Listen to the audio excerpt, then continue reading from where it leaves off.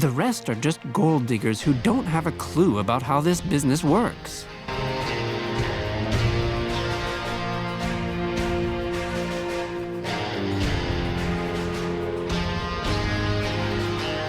In 1863, on the banks of the Missouri River, the last chapter in the monumental undertaking of the Transcontinental Railroad began.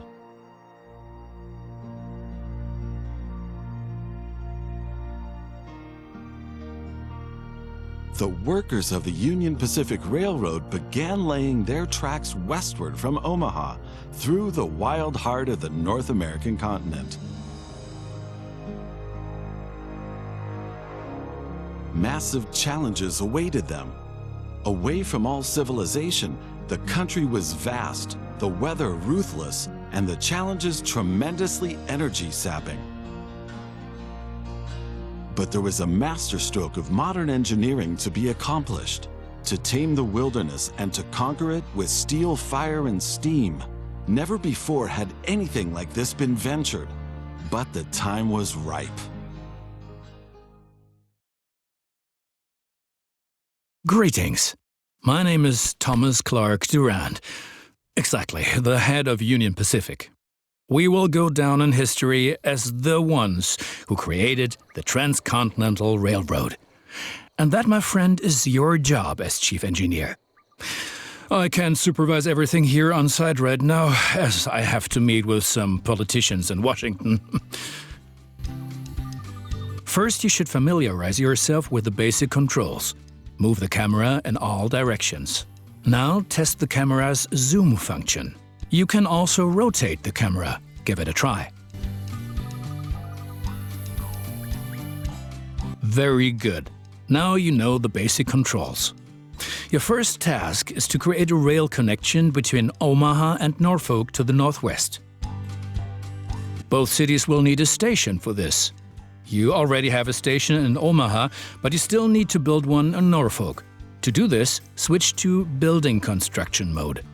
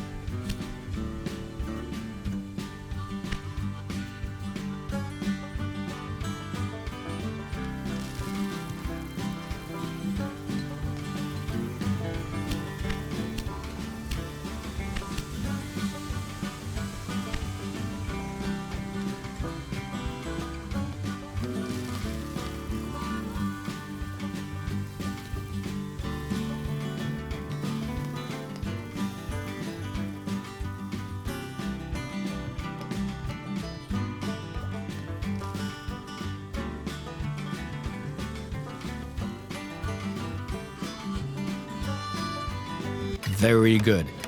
Now the two stations need to be connected with tracks.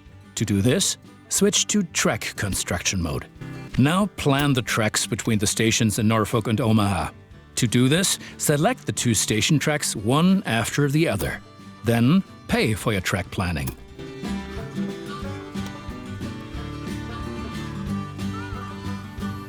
Now create your first train so that you can set up a rail line between your stations. Initially, your train only exists on paper. It's not much use to you without a locomotive.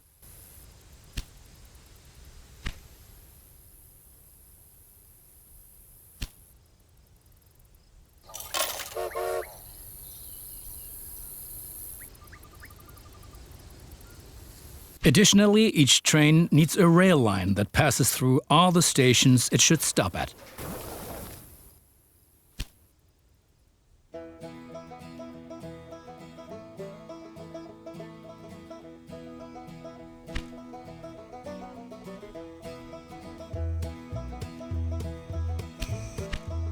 Now join your two stations to the rail line by selecting them one after the other. That's enough for your first rail line. Now confirm it so it becomes active. Very good. Now you can see the journey your train will take. If there is something to transport, the train will automatically take it.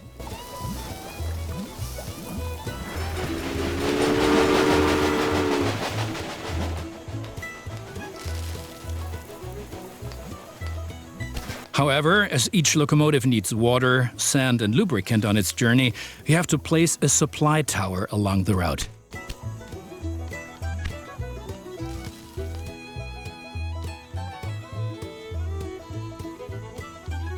Very good. Your train is now traveling between Omaha and Norfolk. But you can do even more. Each city needs goods from the surrounding area. For example, every city needs corn. Look, there is a corn farm near Omaha.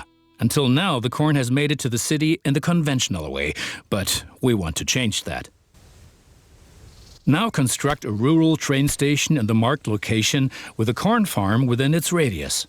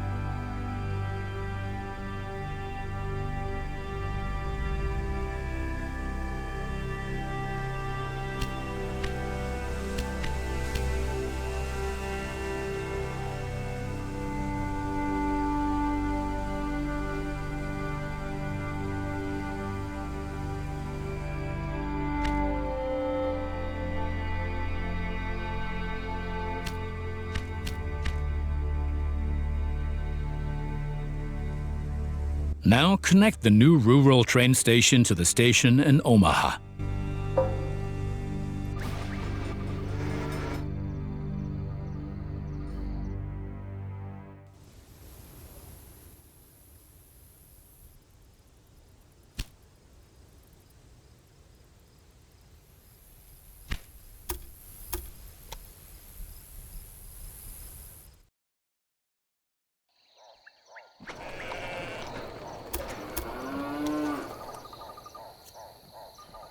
And now things are getting tricky as we have to deal with a logistical problem. As Norfolk should also enjoy fresh corn, there will soon be 2 trains traveling on the stretch of track between Omaha and Norfolk. Of course, this will then result in a conflict. Since trains cannot travel through each other, you'll need a sidetrack between Omaha and Norfolk. This consists of 1 parallel track and 2 signals. First, create a sidetrack. It needs to be at least long enough for a fully loaded train.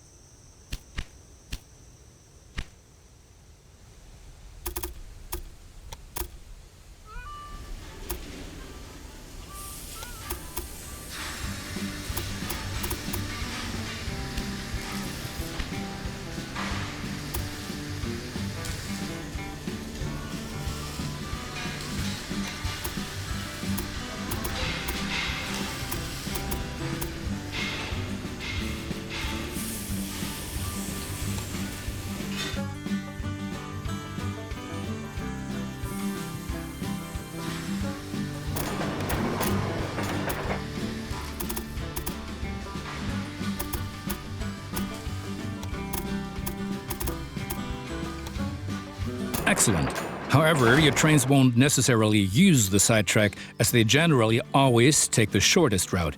For this reason, you'll also have to specify the direction of travel on each parallel track. Now open Building Construction mode and set up a signal in the highlighted area pointing in the direction of the switch. Trains will then be able to stop here when the single track is in use.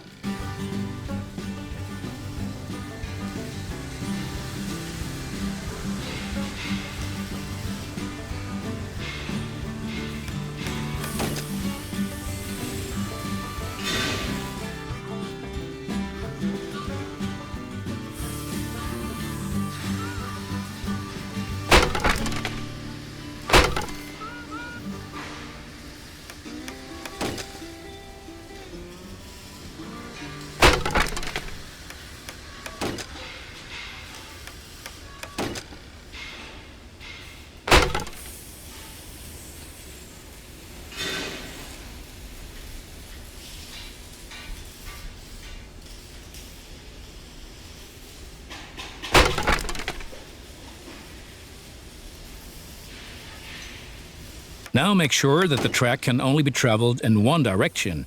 For this purpose, set the signal so that trains coming from the opposite direction cannot pass.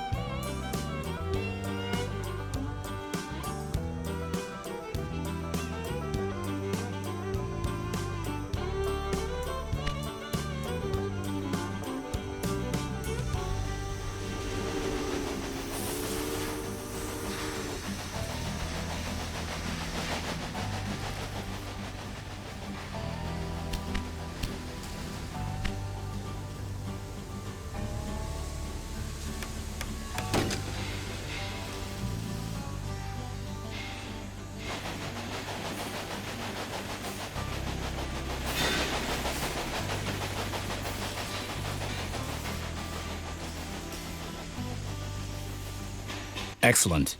Now do the same on the parallel track so that each parallel track has a different direction. Place a second signal in the highlighted area and block the track to trains coming from the opposite direction. Very good. I'm sure that it wasn't at all easy. You will soon come to realize that signals are an important aid in guaranteeing smooth rail operations. You will find more information and tips under Hints and Tips.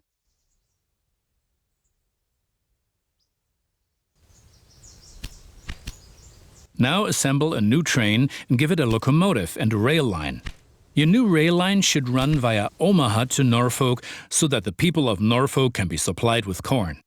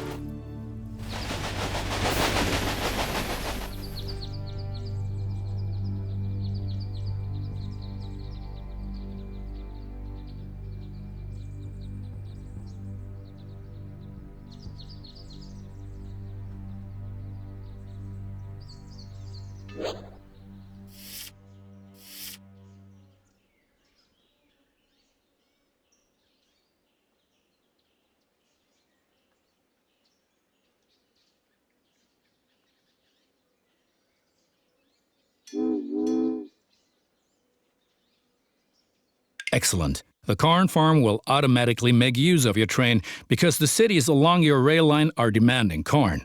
Conventional transportation is much more costly for the farm. We are still missing something. Locomotives wear out over time and need to be regularly maintained so they can perform their duties more reliably. For this purpose, there needs to be at least one maintenance building on each rail line where locomotives can be serviced if necessary. Construct such a maintenance building at your station in Omaha now. To do this, select the station itself and expand the station with this building.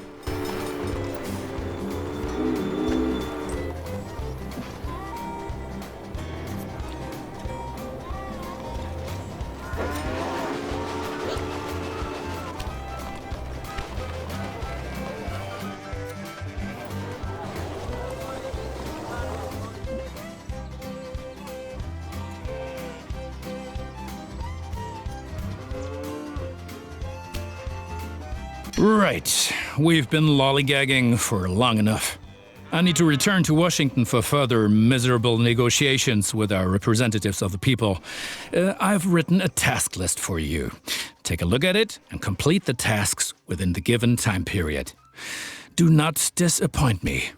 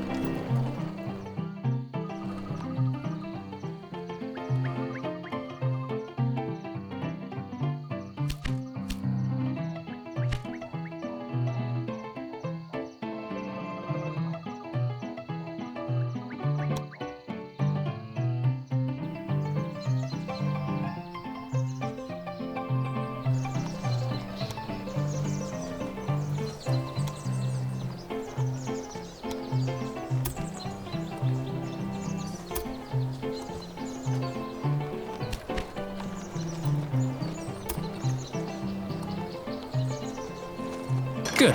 That's finished. You're making progress.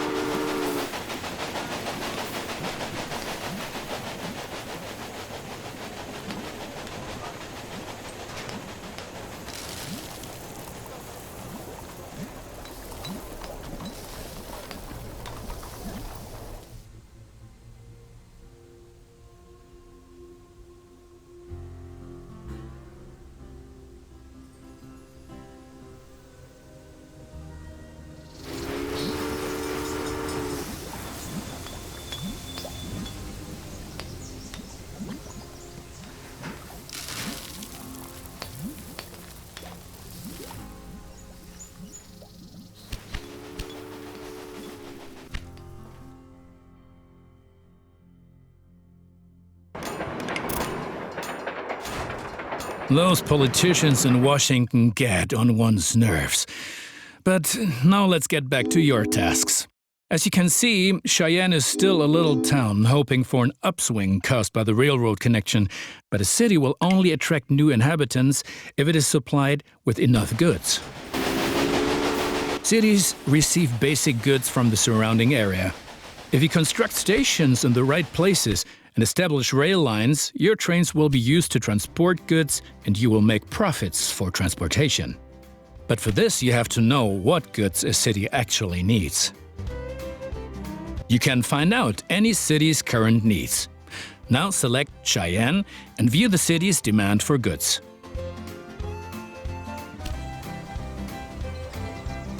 As you can see, Cheyenne currently needs only a handful of goods, and you can only deliver goods that are in demand. As the city grows, it will demand further goods. At the moment, you can supply grain and wood. Both of these goods are available to the north of Cheyenne. Connect Cheyenne to a timber business and a wheat farm, and establish a new rail line that connects them both to Cheyenne.